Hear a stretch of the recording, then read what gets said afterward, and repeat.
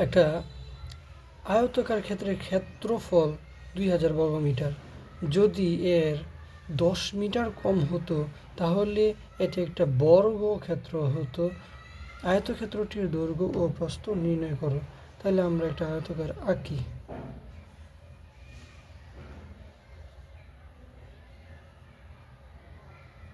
তাহলে আয়তকার ক্ষেত্রের এটা একটা আয়ত। প্রথম যদি এর দৈর্ঘ্য ধরি এক্স, তাহলে প্রস্থ ওয়াই ধরে নিলাম। তাহলে আমাদের প্রথম বলছে যদি যদি এখানে বলা হয়েছে যদি এর 10 মিটার কম, আয়তকার ক্ষেত্রের ক্ষেত্রফল এটা টোটাল হচ্ছে 2000। টোটাল ক্ষেত্রফল দেওয়া আছে 2000, মানে এক্স এর মান দেওয়া আছে আর কি, মানে দৈর্ঘ্য গুণ প্রস্থ সমান সমান 2000 মান দেওয়া আছে। এখন যদি 10 মিটার কম হতো তাহলে এটা একটা বর্গক্ষেত্র হতো। ধরি এখান থেকে 10 মিটার কমালাম, তখন তারপরে 10 মিটার কমানোর পরে যে জায়গাটা হয় এটা একটা কী ক্ষেত্র হয়? বর্গক্ষেত্র হয়।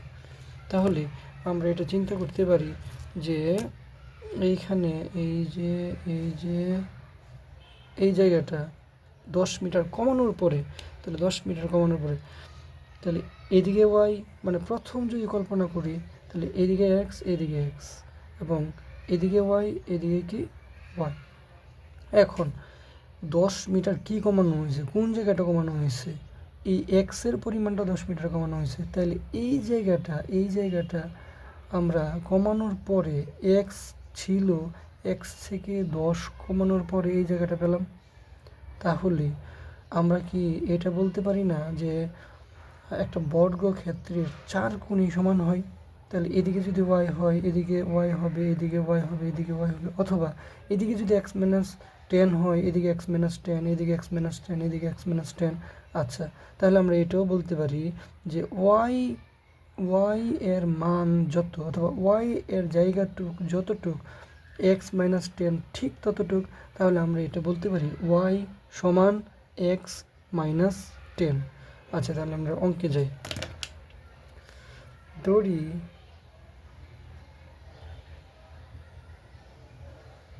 আয়ত ক্ষেত্রের দৈর্ঘ্য সমান সমান এক্স মিটার, তাহলে আয়তক্ষেত্রের প্রস্থ সমান সমান ওয়াই মিটার। তাহলে আমরা তো প্রথম জানি যে প্রশ্ন মতে এই এক্স ওয়াই সমান 2000 দেওয়া ছিল, এক্স ওয়াই সমান সমান 2000, মানে দৈর্ঘ্য প্রস্থ ক্ষেত্রফল 2000 ছিল। আর এখানে এটা 1 নম্বর সমীকরণ দেওয়া যায়। আর এই যে ওয়াই সমান এত অথবা এত সমান ওয়াই একই কথা, তাহলে এক্স মাইনাস 10 সমান সমান ওয়াই, অথবা ওয়াই সমান সমান এক্স মাইনাস 10 দেওয়া যায়। এটা হচ্ছে 2 নং সমীকরণ। এখন এইখানে এই ওয়াই সমান এত, তাহলে ওয়াই এর মানটা এই যে ওয়াই এই ওয়াই সমান এক্স মাইনাস 10 ধরে কি আমরা পরবর্তীতে সমীকরণ বসিয়ে ফেলতে পারি। তাহলে ওয়াই এর মান 1 নংয়ে বসাই। তাহলে এক্স, এই যে ওয়াই সমান সমান লিখতে পারি এক্স মাইনাস 10 সমান সমান 2000। তাহলে লেখা যায় কি এক্স স্কোয়ার মাইনাস 10x সমান সমান 2000। তাহলে x square minus 10x minus 2000 সমান সমান 0।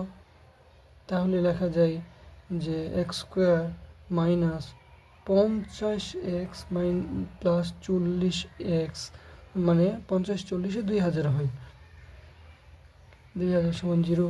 তাহলে এক্স কমন নিলে এক্স মাইনাস 50 প্লাস 40 কমন নিলে এক্স মাইনাস 50 সমান সমান 0।